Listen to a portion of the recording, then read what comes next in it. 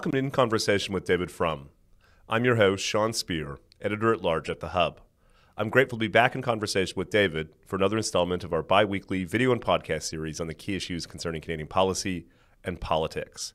In today's conversation, we'll discuss the ongoing fallout from President Trump's tariffs on countries around the world and its economic and political implications. David, thanks always for joining me. Well, I'm happy. I shouldn't say happy because it's such a dark day, but I'm glad to be with you again. Indeed. David, there's been an extraordinary market reaction in the past several days. We've seen extraordinary wealth destruction in U.S. equity markets and indeed markets around the world. Why don't I just ask you to start with a reflection on what we've seen play out since we last spoke? Well, since Donald Trump announced the tariffs on April 2nd, and this figure, of course, is moving around as we speak, but since April 2nd, as I speak, about more than $5 trillion of stock market value has been destroyed. Yes. Just Standard & Poor's 500, the biggest 500 companies in the United States. So not the other 30 million companies, not Canadian companies, not British companies, not Japanese companies, just the 500 biggest American companies.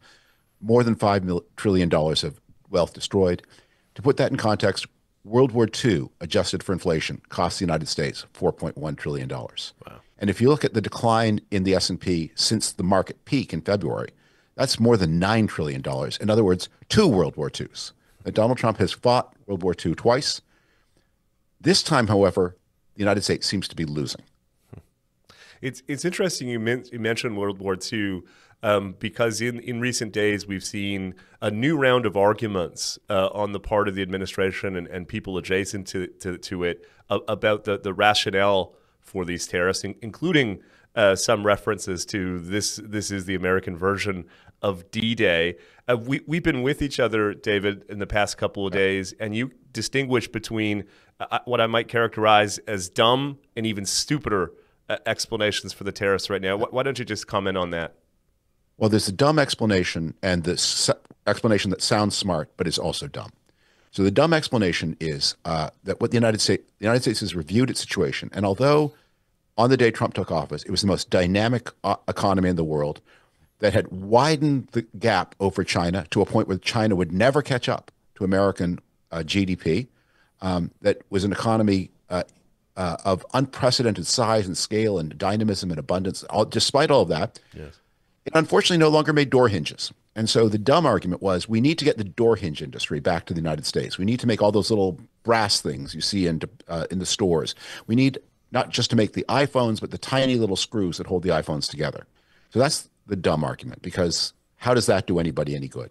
The smart argument that actually is dumb, or the argument that sounds smart that is dumb, is this is all about capital flows. This is about what has been happening is too much capital has been flowing to the United States, and that has been pushing up the value of the dollar, making American industry less competitive. And what is needed are policies to reduce capital flows and to decrease the value of the dollar, and thus make U.S. industry more competitive. So let's understand why that's dumb. How does capital flow to the United States? In 2 main ways. It's there either to invest in American companies, yes, or it's there to buy American government debt. So capital flows to the United States because America is the most attractive place in the world to invest, and capital flows to the United States because America's government debt is the safest investment on the planet. So what kind of person says, well, the problem is our debt is too safe and our investments are too attractive. We need to make our investment less safe and our companies less attractive. That way we'll pull less capital from the Western world, and then we can get, and now we're back at the dumb argument, back into making doorknobs and door hinges again. So, there are people who back the Trump plan who are genuinely stupid, and you can only feel sorry for them. There are people who are craven and cringing, and you can feel contempt for them.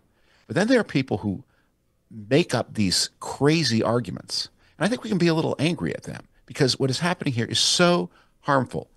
The analogy I compared it to today is like the captain of the vessel, yes, deliberately steered the ship toward the largest iceberg he could find and crashed right into it, snapping the vessel like an egg. And the officers, where there aren't enough lifeboats, are telling everybody, don't worry, an invigorating midnight swim through Arctic waters is just the tonic everybody needs.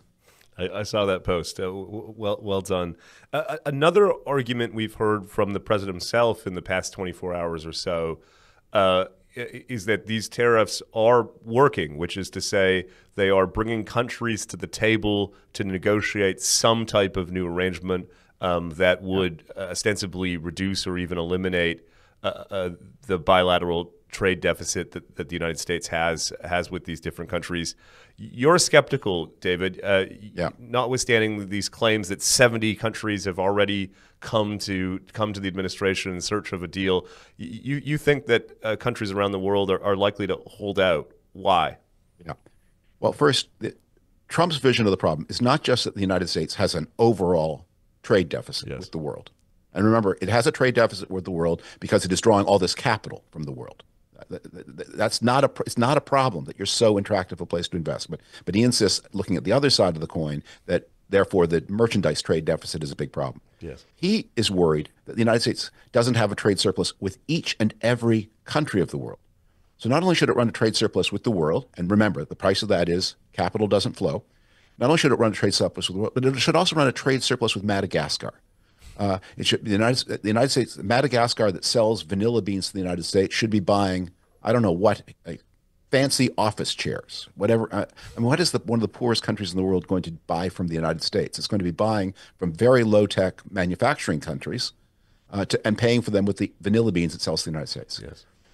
So that's his diagnosis. He says it's working because he claims the United States is getting all this revenue. That cannot possibly be true. Tariff rates so high do not collect revenue. They prohibit trade. You might as well just ban trade with China. He wanted to be able to say that interest rates were going down, but in fact, interest rates are going up as investors all over the world dump every category of American assets, including treasury bonds. And he says countries are queuing to deal with him. Well, there may be a phone call. Countries pay diplomatic services to keep contact. But the smart play from everybody's point of view, China, European Union, Canada too, is to go slow. Because the pain of these tariffs, Trump's assuming the pain will be greater on the receiving countries than on the United States. Yes. And for some countries, Canada and Mexico, that's true. Canada is suffering more than the United States is.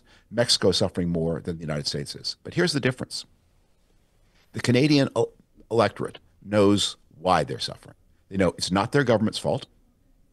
And they know that the Trump ask is annexation of Canada to the United States. So Canada didn't start this. It's not its fault. It did nothing wrong. And the stakes for Canada are existential. Under those conditions, people will bear quite a lot of hardship. Yeah. On the American side, America's more powerful. But they started the war. It's stupid. It's unpopular. It's unjustified. And it has no purpose. No one can explain what it's for.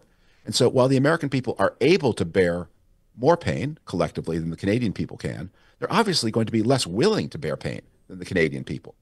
And meanwhile, he's fighting a trade war with China, where the Chinese people get no say at all about how much pain they bear. And their government, which is comfortable, can say, you know what, we can stay poor longer than you can. We have a lot of practice. So what governments around the world are going to be doing is saying, you know what, let's postpone this till September. Let's see how Donald Trump behaves when he's at 30% approval rating or heading south. Let's see how America negotiates when unemployment passes 6% and is on its way to 8 and maybe 10 and even incredibly 12. Yeah. Let's see then. Let's see when Americans are both in the middle of a terrible recession and are still paying 7% for mortgage rates.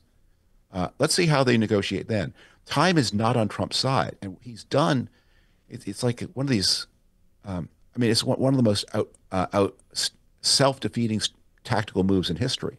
He's put a gun at his own head, and he's actually this is the wrong metaphor because he's pulled the trigger, and then he'd be dead. And he's not. The United States in this case is still wriggling, but he's created a situation where time is on his opponent's side, and he is convincing himself that time is on his side, and that's just not true.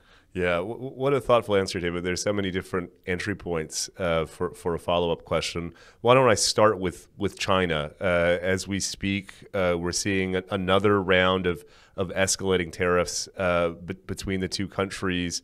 Talk a bit about what it means for U.S.-China relations and China's broader place in the world.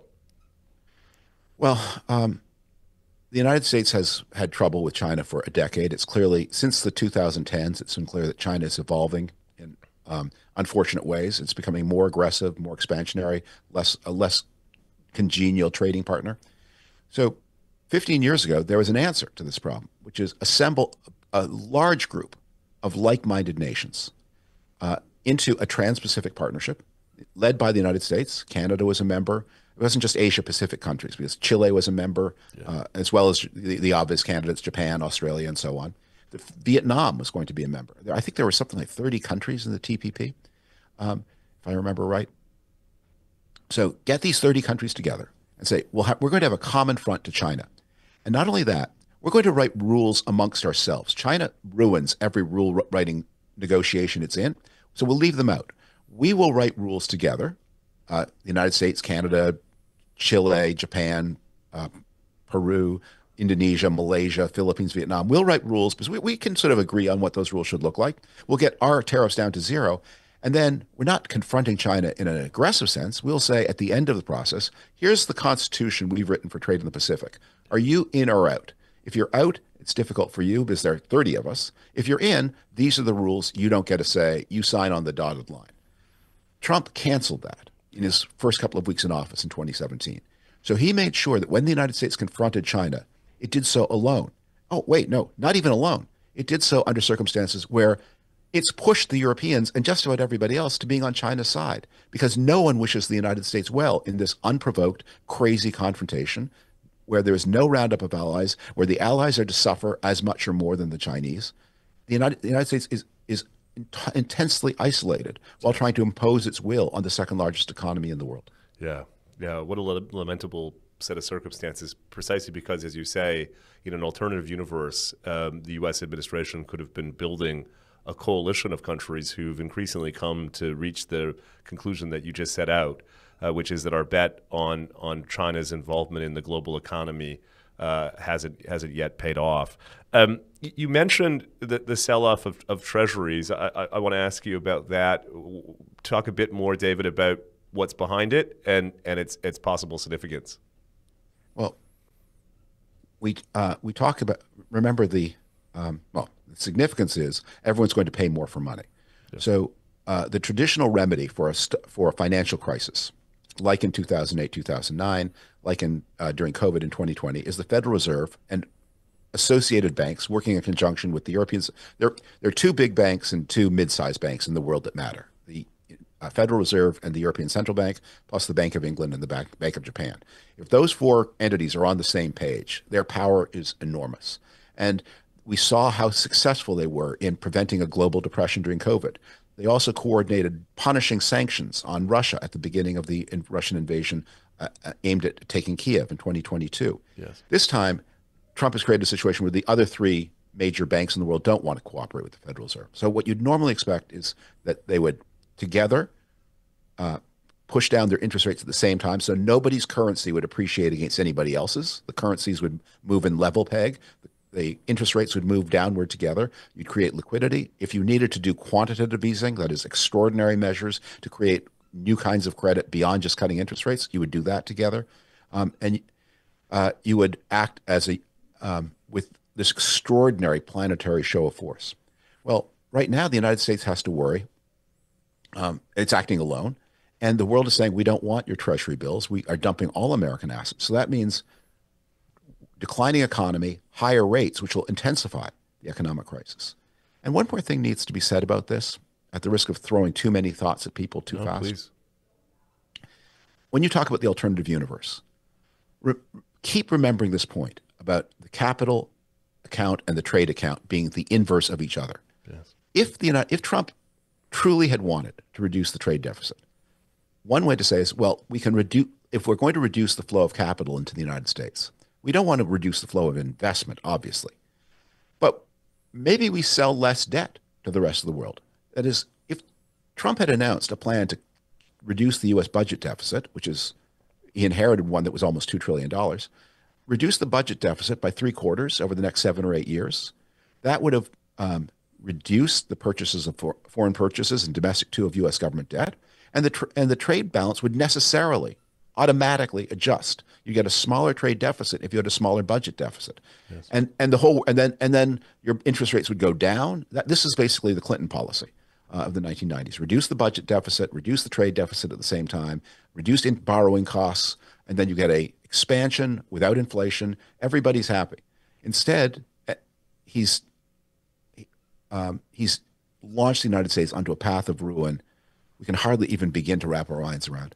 I read some economist saying somewhere, no one has ever modeled anything like this because it never occurred to any economist that any country would do anything so stupid. Yeah. One of the other challenges that banks and others are facing in modeling the macroeconomic effects of this particular episode, David, is the developments that we don't know about. One thing that you said to me yesterday that was both profound yet terribly alarming is a scenario in which in the coming days or weeks we see a fund or a financial institution exposed by this huge market contraction. Why don't you just reflect on that point for our audience? Well, there's an old financial market saying that when the tide goes out, you see who is swimming naked.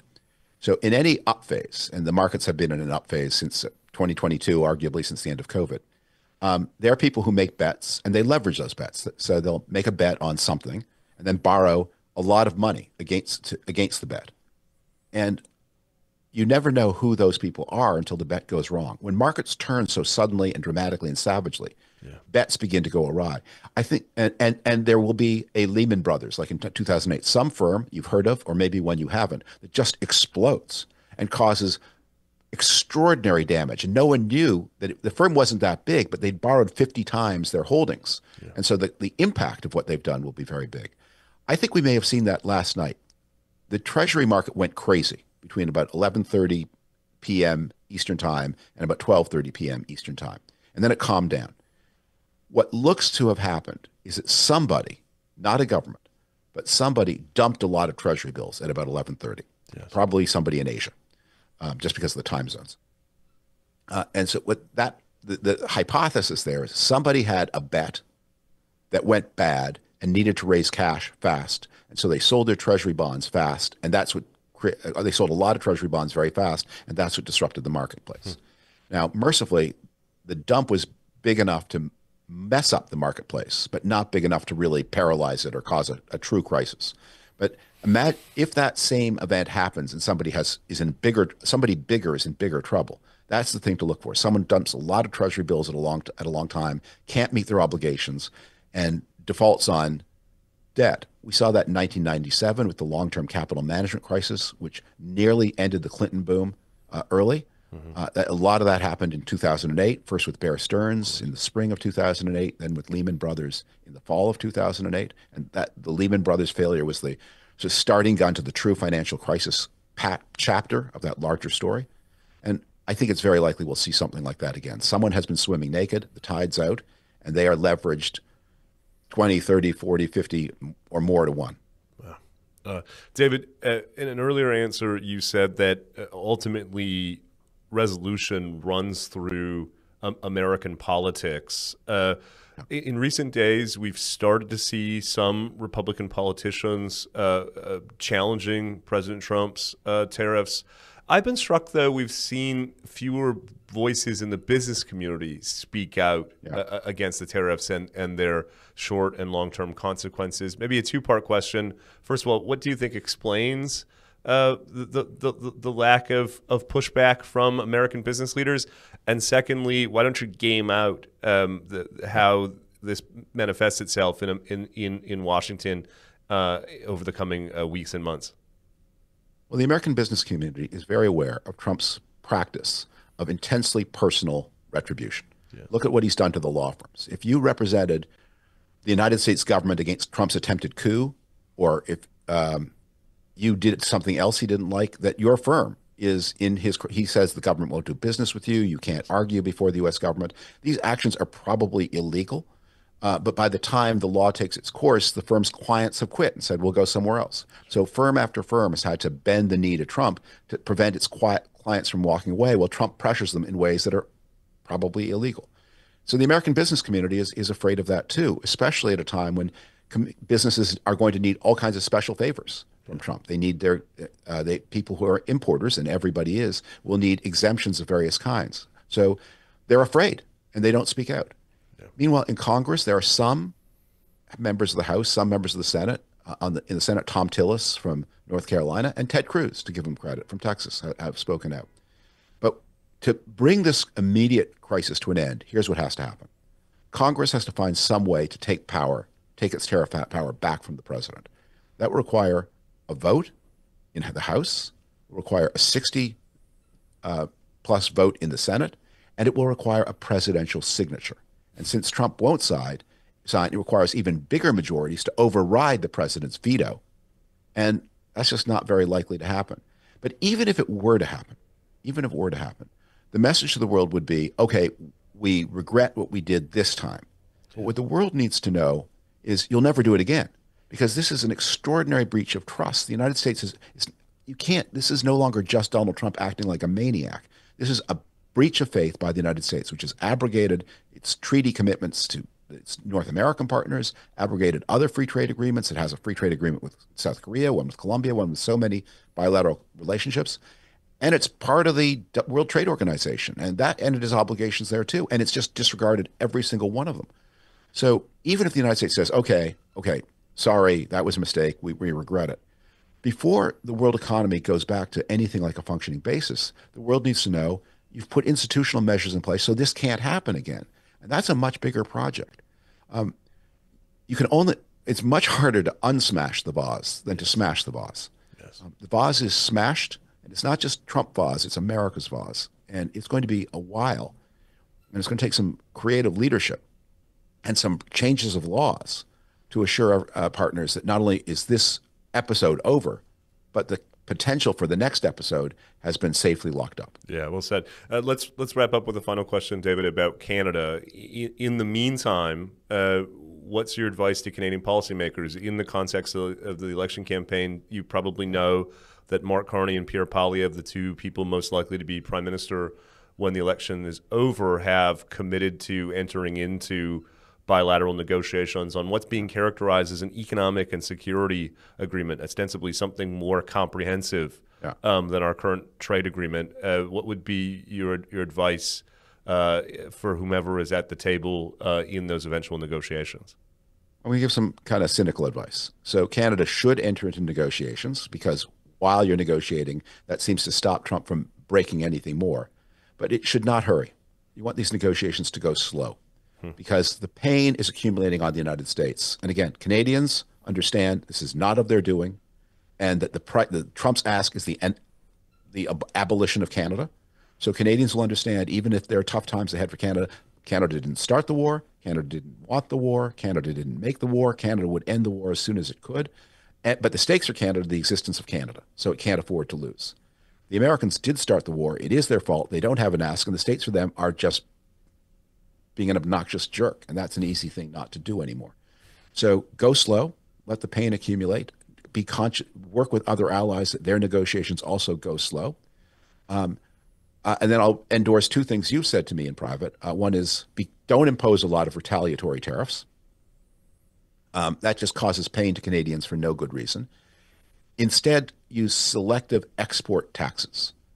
Put an export tax on potash. Put an export tax on electricity. Put an export tax even on although export taxes on oil, that oil's heading to, giving it away for nothing. Trump's wrecked that market too. But export taxes on other forms of energy, maybe natural gas.